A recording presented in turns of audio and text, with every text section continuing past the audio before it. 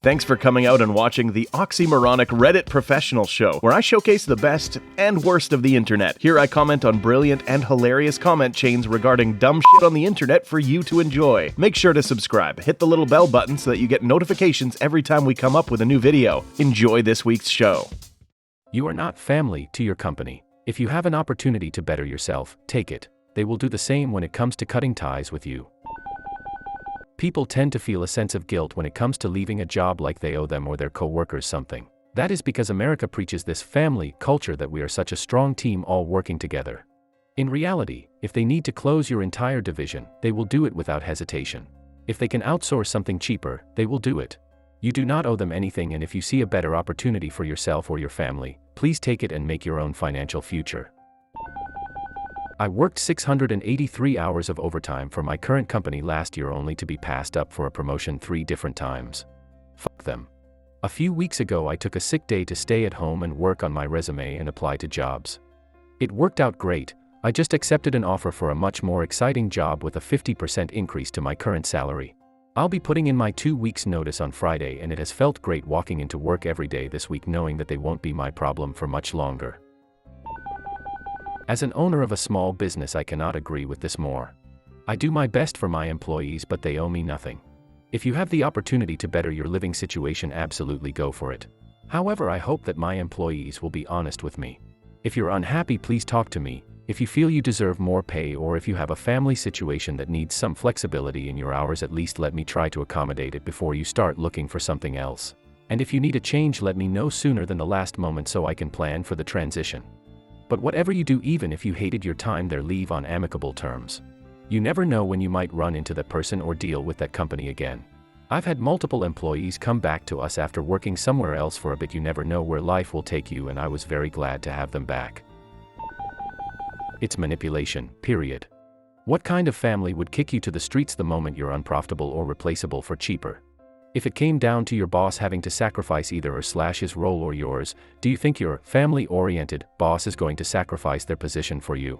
Would they put their neck on the line for you if it really came down to it? Would they take a pay cut for you? The only business situation that can arguably be called a family are work co-ops, the businesses that share any and all profits among all co-workers evenly. 99+% of businesses are not this. You can be a friendly and awesome boss and leader I jive with, but don't ever call me family. I've seen some of the most loyal, passionate, and hardest workers at my last company get shit-canned in a day. Saw this happen to a single mom. Business is business, call it for what it is and not this family horse shit. I'm struggling with this right now. Recently got promoted to a higher position and was belatedly told that I would not get my raise until after I complete my training, after my direct supervisor told me I would get it right at the start of training. Reasoning behind it being they want to make sure I can handle the position first. What they don't know is now I'm looking elsewhere, but I still feel guilty that they are investing in training me and I'd take my skills with me. I keep telling myself I shouldn't feel this way, but still. Do not feel bad. I had a similar situation happen early in my paralegal career. I did the training, excelled in the role, and never got my raise. I leveraged my experience and it's paid off big time. Look out for yourself. I work for a company that has literally never had layoffs in its 100+ year history. It is somewhat of a family atmosphere there. I used to work for a small family business, about 30 years old, and they'd never fired anyone. They were scared to, lest it compromise the family atmosphere. The whole place was packed to the gills with morons who knew they weren't accountable for anything. Ironically, most capable people left because they could see good work wasn't rewarded any differently to bad work. Trust me, I'm not a guy naturally prone to cold-blooded firing, but that organization brought it out in me. I have to fire people at work. I hate doing it, but sometimes good people, with good attendance, suck at their job and you have to pull the plug. Good people do not like fixing someone's mistakes over and over again. Yeah, I mean, if you, or the organization, give them a chance to do better, and they don't, then that's the way it goes. I like my current job, but there's a few people who just totally coast and offload 60% of their job onto other people. They'll go around claiming they're so busy and underappreciated, yet they don't understand how to do the most simple task. Very true, but it also depends on your value to the company and the relationships you've built. I work for a fantastic company, and I had a heart attack at my company's annual event a couple of years ago. I was terrified that they'd cut me loose, but they took amazing care of me. They gave me 2 paid months off to recover off the books, and had healthy meals delivered to me for months afterwards during my recovery. I know that's not the norm, but there are good employers and bosses/co-workers out there. Then again, I've been lucky enough to survive countless rounds of layoffs. Even where I work, if you're new, below average, take the wrong job, or you're just unlucky, you can still fall victim to the corporate machine. It sucks, but it's true. They had a cancer survivor talk at a corporate event and laid her off 3 months later. I've told people this time and time again. Loyalty to a company is always great, but never forget that when it comes to business reasons, they will get rid of you the second that does not make financial sense. Extend them the same courtesy. Your life is a business that only you can run. You have to be the CEO that runs this show and makes sure that you have the most success possible. I worked for 6 years for a small family-run business. They called me family, said they loved me. The company let me go in a restructuring this January with my fiancée due in May with our first baby and right after we began working on our new condo. Boss said, I thought you'd be relieved since you moved 30 minutes away.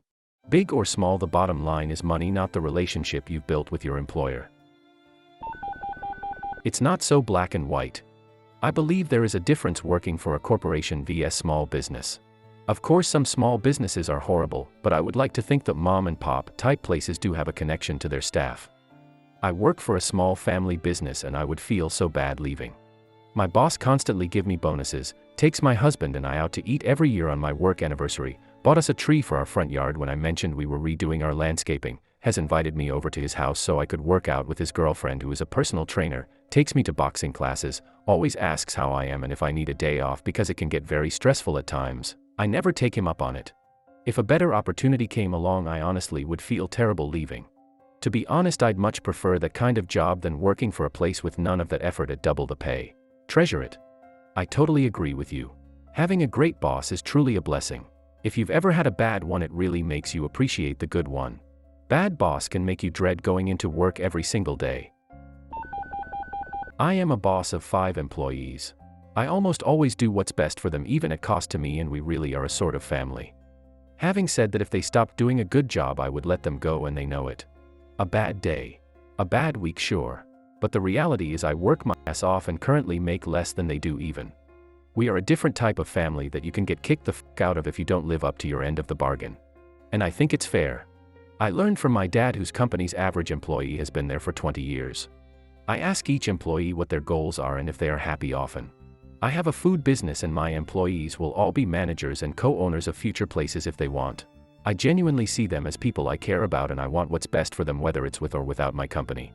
Having said all that, the point of this post is make you realize you don't owe your employers more than the job you're doing. You should always leave for better. My job as a boss is to make sure if I want to keep you around, I make it worth it. I treat people well and in return they work hard for me, and I have never had a single person quit on me. Just as important, we are all happy to be there. I've always found it funny how ridiculous the double standards are in terms of workplace loyalty. The craziest is the 2-week notice. I will always give a 2 to 4 week notice. It gives the employer time to find a new employee and gives the employee a couple of weeks to close up loose ends and transition smoothly. Yet, you will see bitter employers fire someone immediately when they turn in their notice. Other times, when the company is downsizing and they know the date they need to make cuts, they won't inform staff of this news until the day they get the pink slip. It's wild. Other times, when the company is downsizing and they know the date they need to make cuts, they won't inform staff of this news until the day they get the pink slip. I was laid off 3 days before Thanksgiving after working at a place for 3.5 years and being promised a raise/COL adjustment for 2 years. My manager said they didn't want to wait until January because they didn't want to pay my paid holiday days. I just finished up the important work that was available, and apparently I finished it early. I worked out the inflation, and although I had one small raise early on, I ended up with no effective salary growth during the entire time I worked there. No bonuses either, unless you count the coffee cup I got around Christmas. I'm a very well-skilled software engineer too, and after I worked the last 3.5 years to unfuck their codebase from 12 years of using external contractors, then they decided they're going back to using contractors. Penny wise, pound foolish. I wish them everything they deserve. The company I work for was bought out. We 100% felt like family. I saw the owners every single day. They said hi, treated you like an equal. One of them even grabbed me for a few hours to go to his house and troubleshoot a network issue he was having. They treated every employee fairly. Although pay wasn't amazing, it wasn't bad. I went on trips with the owners to different facilities and was actually treated the best I've ever been treated in a job. Now that we are under new ownership, it's 100% different. Unfortunately, previous owners had no say since they brought in an investment firm in hopes to make this company the best in the world and didn't have majority, but I watched as they were visibly upset people lost jobs. I still see them from time to time when they roam the office and you beg, they stop and ask how I'm doing, and make sure everything is good and we are happy. Remember, the grass isn't always greener on the other side. Remember that. I've seen a friends leave jobs that treat them well to take a job that is a bump of pay only to lose it months later, then have to find another job and get paid back what they were at or less, and they had to start back at square one. That being said, the company I was with was family owned and started where I live, the others were not. Just remember, more pay does not mean better job. I'm happy with my job because of my coworkers and my boss who I have a rapport with. It would be hard to leave them because I know I'd have to start fresh and the people around me may not be ideal to work with and management could be poor. You say make your own financial future, but remember, it's not always about money. Your emotional status should always be priority. I'd rather make $60,000 a year and be happy every day than $100,000 a year and be absolutely dreading going into work every day. If you enjoyed this week's effective way to waste time, hit that like button and subscribe for more content like this. If you are enjoying the series, leave me a comment below. A special shout out to the content creators. You frickin' rock.